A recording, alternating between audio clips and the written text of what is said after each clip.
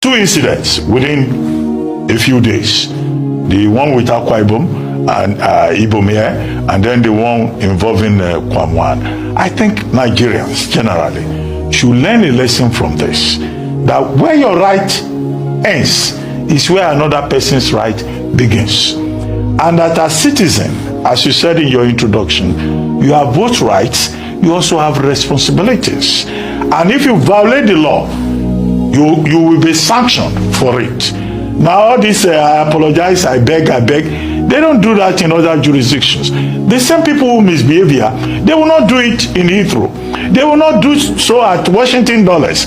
When they are among organized people, they behave very well. Now what we're witnessing is the danger of this mentality, the big man syndrome, and the do you know who I am, assumption of many Nigerians. I think it's important for Nigeria to continue to insist on best practices and the rule of law. If you do the crime, you do the time. The fact that you know the president or you can write an apology is totally irrelevant, because you can't do that in better organized societies. I know some people will say, well, Kwamwan has apologized, we should forget and forgive and go on. No. There should be some level of sanction to teach other Nigerians who would like to go to airports tomorrow, whether it's Ibom Air or another airline, to say, do you know who I am? Now I go to the lady. This lady, she was told to switch off her phone.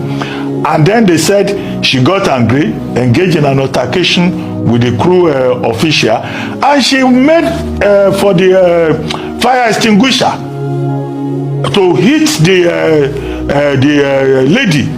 I mean, it was on the basis of that airline officials and security moved out. I've seen some comments, some people were saying, why did they expose her breast? Why did they? No, that's immaterial. It's our offense. That is the issue. Because both persons, both the lady and Kwamwan, they endangered the lives of other passengers. They disrupted airline operations. But I think the big issue here is the lesson that other people should learn. Because they saw the Kwamwan one, they say, oh, it's a big one. Then they look at a lady, we don't even know her identity. I hope they will tell us who she is. What gives her the effrontery to want to hold up airline operations in that kind of disrespectful and idiotic manner. So I don't want to condemn the airline. I just want to say to every passenger, both now and in the future, to know that there are rules. This is a country based on the rule of law, or rules and regulations, and you must respect the rules. This is the reason why people drive on what do they call it, one lane against the flow of traffic, and they will do it with impunity. This is why people will refuse to pay tax, and they will do it with impunity. The question is, there's a lot of lawlessness here. Doesn't government officials drive on one lane? No, all of us. So it's everybody. It comes from the It's a Nigerian affliction. Do politicians even respect the laws in this land? Okay, it's a Nigerian affliction. Doesn't government officials drive on one lane, yes, one way? It does not justify. Are they supposed to break the law? No. The fact that other people are doing it, yeah, and so I can also do it, is not a defense in law. It's not a defense in law. He's a man that is caught, that is a criminal. So the important thing is that the moral firmament framework in this country requires everybody to respect the law. Yeah. Otherwise, nobody has the right to come and say, I'm a big man, I'm entitled, I'm privileged. There's no such thing. Absolutely. We'll definitely keep following that story as we learn more about the identity of the woman. But now, moving on to the management of Olusegun, former President Olusegun Obasanjo's presidential library, where they're demanding an apology from the EFCC after the library says the EFCC arrived on the premises hotel section in a, quote, Gestapo-like operation that injured a number of people in the early hours of Sunday morning. In a statement, the presidential library says, quote, the invasion caused serious panic and chaos, leading to serious injuries among participants trying to escape the shooting, and that near carnage that resulted and caused terror among residents on the site. So it comes after the EFCC, for their part, says that suspects were arrested in a sting operation on Sunday. It happened because, according to the EFCC, they had credible intelligence about all of the suspects' involvement in internet crimes, and they reportedly arrested a number of young people, seized luxury cars, mobile devices, and other valuable items. All in all, the Presidential Library right now wants an official apology from the EFCC for causing all of this in what they said was, quote, gangster-like induced chaos. And, you know, by the sound of it, this was a sting operation that became very violent very quickly. So I'll take your reaction to this story. Exactly, Dr. Abati. This is your answer. You see, when I tell you that these anomalies, this madness comes from the top echelons in this country, you argue with me just, but this is, in what sane country? Maybe we can say for America, because America is no longer sane under Trump. This is what an ICE will do. But in what sane country that has a democracy, you have an intel, so when you come in a sting operation, you start to shoot sporadically in a place, enter gestaporic style, because you want to pick up people, endangering the lives of other guests that are there. If stray bullets had hit people now, and you see in all of this, EFCC will never take responsibility. It's not today the video. Did you see the video that was making the rounds about that woman that they broke into, they were looking for somebody that was living in the same block of flats. They broke into her, they destroyed her television set and destroyed many things, and they went like that. It's not today.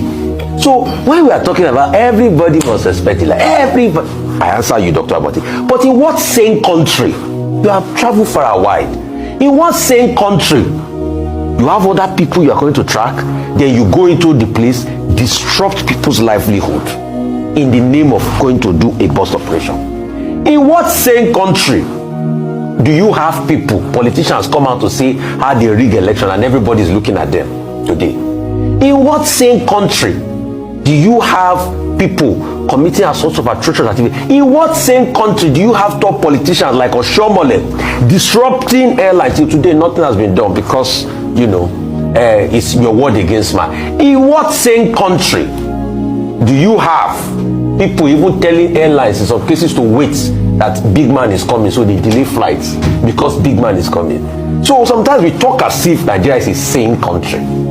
All of these things come from the top. In a country where the leadership shows a level of piety, respect for the law, definitely things will move better. It's because we have leaders that are not showing respect for the law, and people are learning so quick from these leaders. And as they learn so quick from these leaders, things move on. The issues that the EFCC is supposed to sort out, you hardly get anything from that. Is it not the same EFCC chief that was back? Oh, if we don't bring with the evidence we have against Yayabi today, where are we on that case?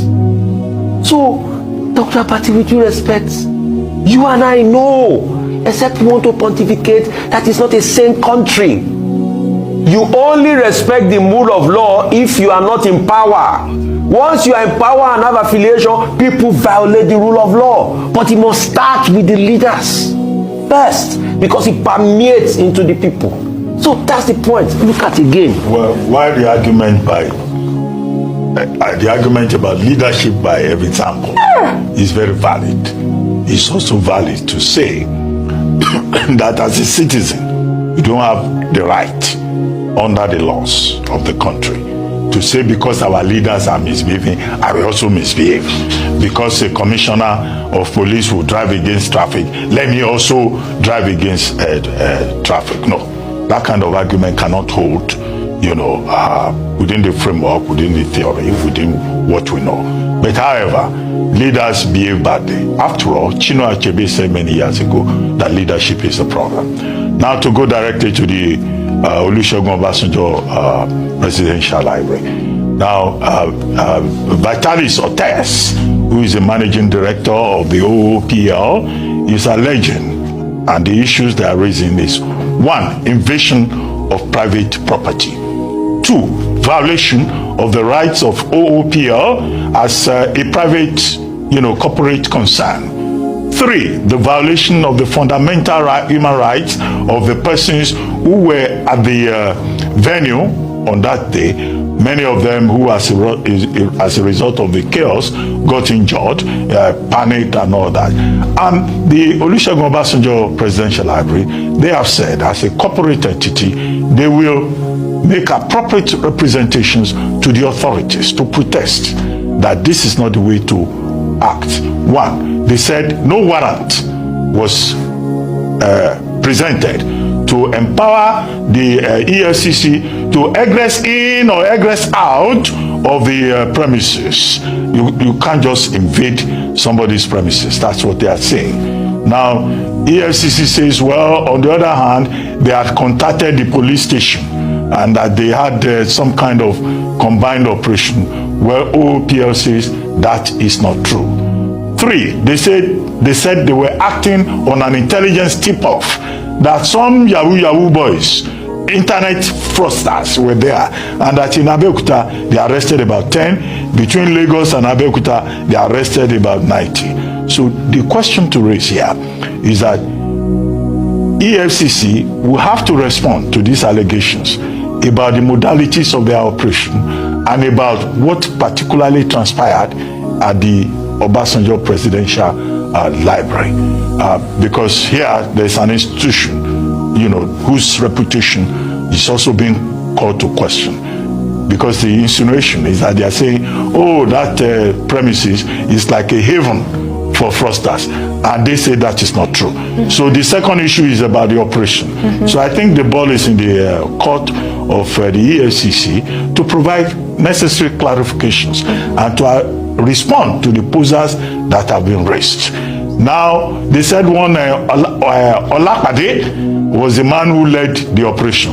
Who is this Olakpade EFCC team lead who was saying he will shoot people, he will commit any atrocity? The only takeaway is that, well, EFCC is saying we are no respecter of persons. If it is indeed true that the persons who invaded the premises were EFCC officials, not some people in borrowed garments, they are saying, well, whether you are a former president or you are a top musician or whoever you are, we will do our job. That's the only part of it. But there are procedural issues that have been raised by Vitalis Otes that should be respected.